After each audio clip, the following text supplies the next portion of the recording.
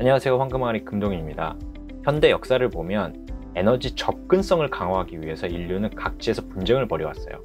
특히 최근 러시아가 천연가스뿐 아니라 석유 생산에서도 전 세계적으로 막대한 영향력을 행사하기 시작한 거죠. 위기를 느낀 서방 유럽과 미국이 북유럽 국가의 나토 가입을 유도하면서 러시아의 확장을 견제하기 시작했고, 러시아도 이에 지지 않고 우크라이나를 침공하면서 에너지 패권 전쟁이 다시 불이 붙은 거예요. 에너지 공급 문제가 사회를 마비시킬 뻔한 대표적인 예가 있었죠. 2021년 9월 중국 전역이 정전이 됩니다. 가게는 일찍 문을 닫아야 되고, 공장은 생산량을 줄여야 되고, 심지어 교통신호나 건물에 필요한 전기도 제대로 공급이 안 됐거든요. 이러다 보니까 중국에서 전 세계적으로 공급 부족 사태가 일어나는 국제적 물류 대란의 시작점이 돼버렸어요. 아주 대표적인 국가 산업을 liberalization, 민영화시키면서 발생한 마켓 페일리어, 시장 실패였죠.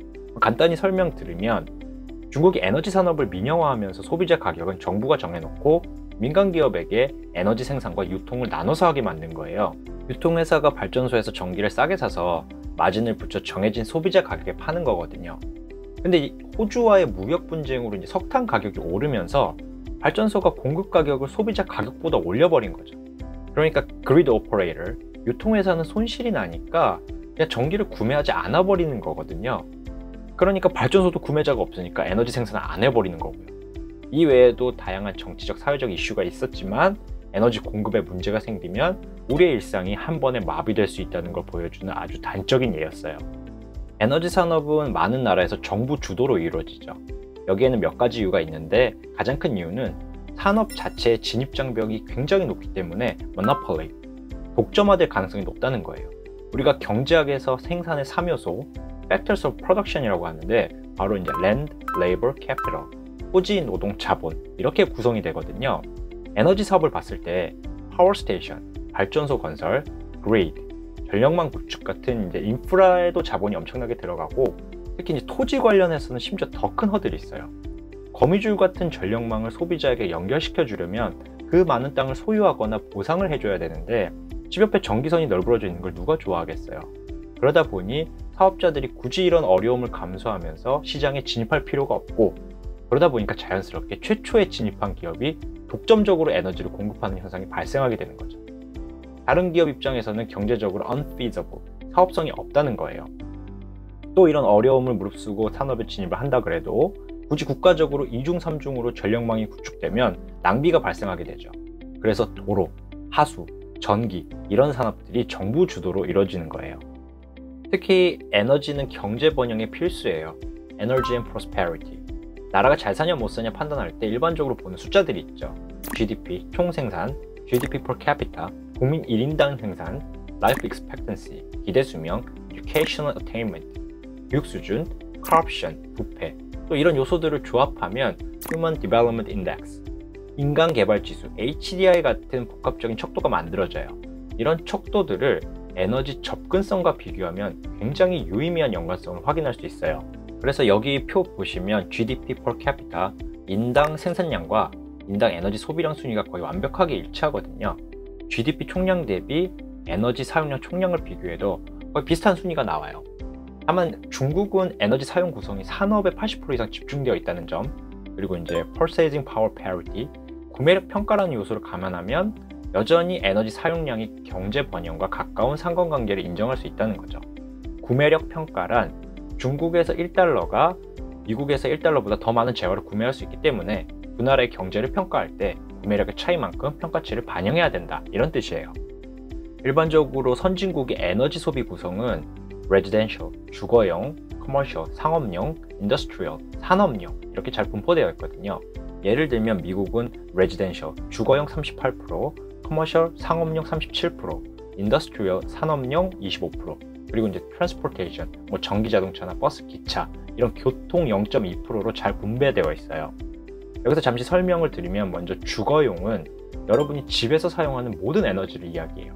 다만 이제 여러분이 재택근무를 한다거나 비트코인을 채굴 한다거나, 사실 이거는 상업용으로 들어가야 하지만 추적할 방법이 없기 때문에 현재는 그냥 주거용으로 들어가게 됩니다. 반대로 상업용, 커머셜과 산업용, 인더스트리얼 에너지 사용량을 보시면 이 두 부분의 에너지 사용량이 미래의 부를 예상할 수 있는 척도인 거죠.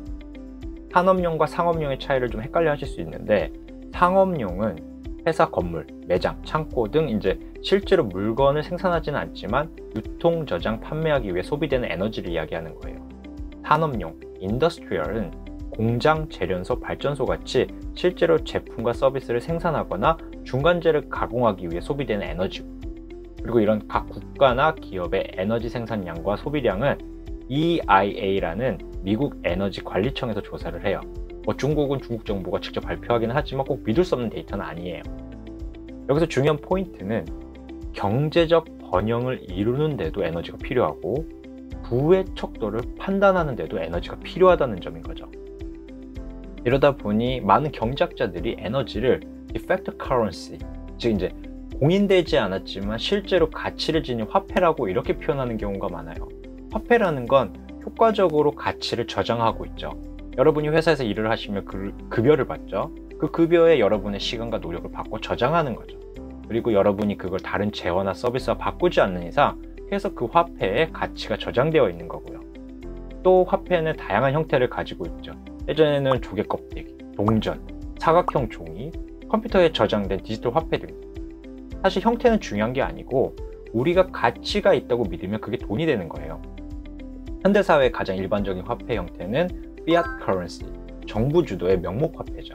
즉 정부 주도의 화폐나 금이나 그 자체로 뭔가 생산할 수 있는 가치를 내재하고 있지는 않다는 거예요.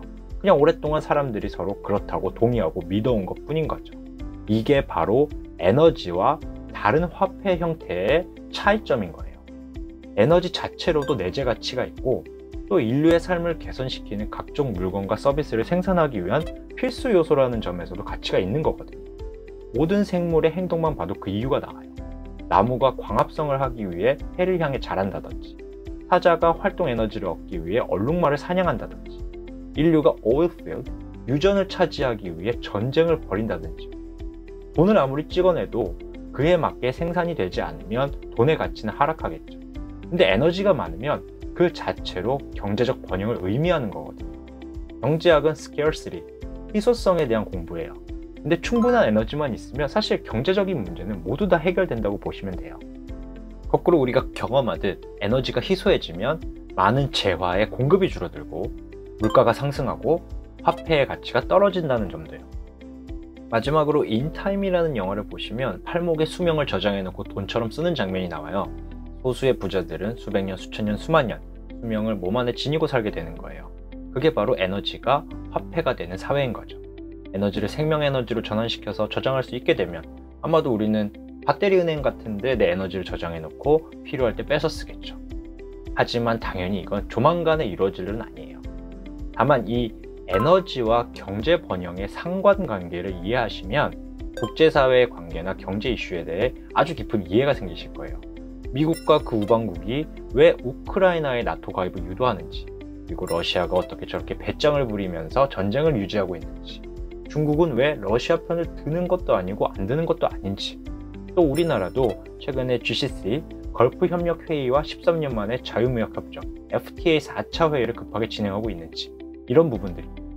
또 작게는 비즈니스를 하는 사업자라면 단순히 비용을 절약하는 방법을 생각하는 것보다 어떻게 하면 에너지 사용을 줄이거나 에너지를 효과적으로 재화나 서비스를 재생산할까, 이런 생각의 전환이 장기적인 사업에 큰 도움이 된다는 얘기예요.